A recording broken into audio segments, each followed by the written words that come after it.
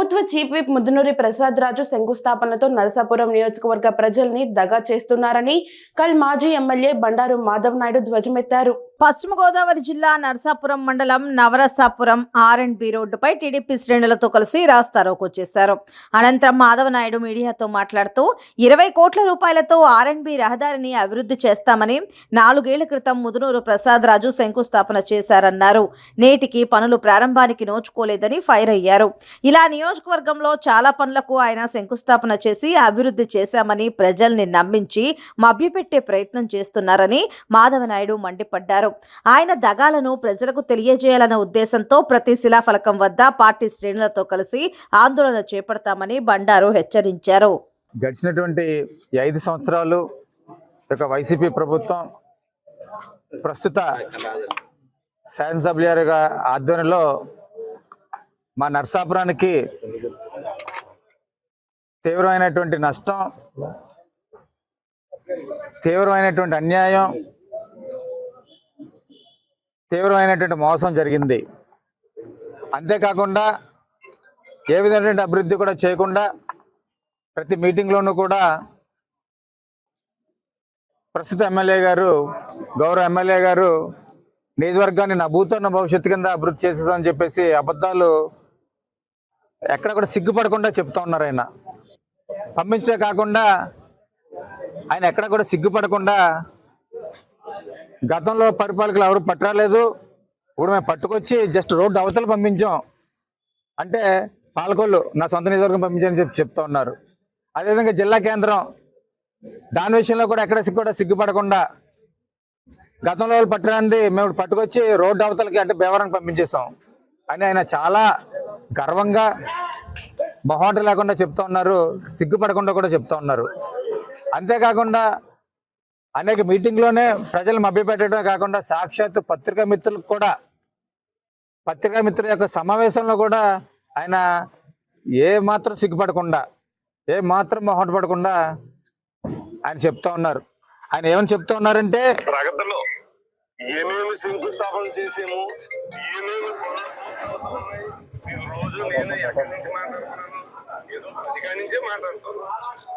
ఓ road అయితే road గా నుంచే మాట్లాడుతున్నాను. చూసుకొని మీరు వెళ్ళే రోడ్డు అయ్యిందో లేదో, కొబ్బరికాయ కొట్టాను పని అయ్యిందో లేదో, వర్క్ మొదలు పెట్టేమో పని అయిందో లేదో చూసుకోండి.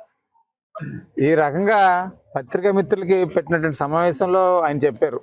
సో ఆయన చెప్పినట్టుగానే ఆయన అంత కాన్ఫిడెంట్గా చెప్తే మాకు కూడా డౌట్ వచ్చి నిజంగా బాగా అభివృద్ధి చేశారేమో అని చెప్పేసి ఈవేళ మా నియోజకవర్గంలో ఈశాన్యం ఏదైతే నవరసపురం ఉందో ఆ నవరసపురం వెళ్ళడం జరిగింది. ఎందుకంటే ఆయన 4 సంవత్సరాల క్రితం ఆ యొక్క రహదారిని శంకుస్థాపన చేశారు.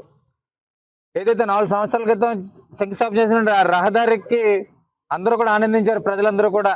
ఎందుకంటే దాన్ని వెడల్పు చేసి మినీ బైపాస్ కింద చేస్తాం ఈ రహదారిని అని చెప్పేసి అన్నారు.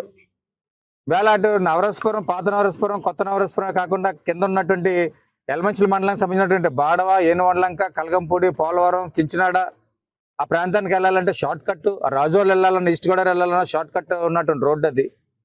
అంతేకాకుండా విద్యార్థులందరూ కూడా ఇటు నరసాపురం నుండి, అటు చిట్టవరం నుండి ప్రజలందరూ కూడా, స్టూడెంట్స్ అందరూ కూడా వెళ్తూ ఉంటారు. అంతేకాకుండా రైతాంగం అంతా కూడా విపరీతంగా అక్కడ రైతులు కుటుంబాలు ఉన్నాయి, రైతులందరూ కూడా అక్కడ తిరుగుతూ ఉంటారు. రైతులకు ఉపయోగపడే రహదారి అది. అటువంటిది వీళ్ళందరికీ ఉపయోగపడుతుంది కదా అని సంతోషిస్తే వేళ మేము వెళ్ళాం. అక్కడికి వెళ్తే కనుక రోడ్డు అంతా కూడా గోతులమయం, రాళ్ళన్నీ కూడా లేచిపోయి ఉన్నాయి. అక్కడ ఉన్నటువంటి స్థానిక ప్రజలందరూ కూడా మమ్మల్ని చూసి అక్కడ రావడం జరిగింది. ఈ యొక్క నవరసపురంలో ఇక్కడ వెళ్తున్నటువంటి ఆటో కార్మికులు అవనండి, ట్రాక్టర్ కార్మికులు అవనండి, అందరూ కూడా మమ్మల్ని చూసి ఆగి వాళ్ళంతా కూడా వాళ్ళ గోడుని వెలిపుచ్చుకోవడం జరిగింది, వాళ్ళ ఆవేదన చెప్పడం జరిగింది. ఈ యొక్క రోడ్లో మేము ప్రయాణం చేయడం వల్ల మా టైర్లన్నీ కూడా పేలిపోతూ ఉన్నాయి. అదేవిధంగా ఈ యొక్క షాక్ అబ్జార్బర్స్ అన్నీ కూడా పోతూ ఉన్నాయి, మా నడాలన్నీ కూడా దెబ్బతినేస్తూ ఉన్నాయి. వేళ ఇక్కడ ఉన్నటువంటి ఎవరైతే మేము తీసుకెళ్లాలన్నా, ప్రజల్ని ఆటోలో తీసుకెళ్లాలన్నా ఆటోలో వాళ్ళు కూడా, ఈ ప్రయాణికులు కూడా చాలా ఇబ్బందికి గురవుతూ ఉన్నారు. ఈ రకమైనటువంటి ఇబ్బందులకి మేము అన్ని రకాలుగా నష్టపోతున్నాం. ఏదో 300-400 రూపాయలు వస్తుంది ఇక్కడ నర్సాపురం ఇక్కడికి తీసుకొస్తే, దాన్ని మాకు రిపేర్లకే సరిపోతుంది ఈ వాహనాలన్నీ కూడా అని చెప్పేసి అక్కడ ఆటో కార్మికులు అవునండి, ట్రాక్టర్ కార్మికులు అవునండి, అందరూ కూడా వాపోతూ ఉన్నారు. ఈ రకమైన గవర్నమెంట్ పరిస్థితి ఉంది. 4 సంవత్సరాలైనా కూడా రోడ్డు కంప్లీట్ అవునటువంటి పరిస్థితి. ఇంకో 4 రోజుల్లో ఈ యొక్క ప్రభుత్వం దిగిపోతుంది. ప్రస్తుత ఎమ్మెల్యే గారు దిగిపోతూ ఉన్నాడు ఆయన పదవి నుంచి. మరి దానికి ఏం సమాధానం చెప్తాడు? ఆయన ఎంతో ప్రజలు మభ్య పెట్టే విధంగా, ప్రజలు మోసం చేసే విధంగా ఎక్కడ కూడా సిగ్గుపడకుండా అబద్ధాలు చెప్తా ఉన్నారు. మేము కూడా అదే చెప్తా ఉన్నాం ఎమ్మెల్యే గారిని. మీరు ఒక్కరే కదా మైక్ పెట్టినా అక్కడ మాట్లాడటం, మమ్మల్ని కూడా పిలవండి, అదే స్టేజ్ మీద మాకు కూడా మైక్ ఇవ్వండి. మీరేం మాట్లాడారు? మీరు మాట్లాడేదానికి మేము సమాధానాలు చెప్తాం, మేము అడిగేదానికి మీరు సమాధానాలు చెప్పగలుగుతారా అని చెప్పేసి మరొక్కసారి మేము సవాల్ విసురుతూ ఉన్నాం.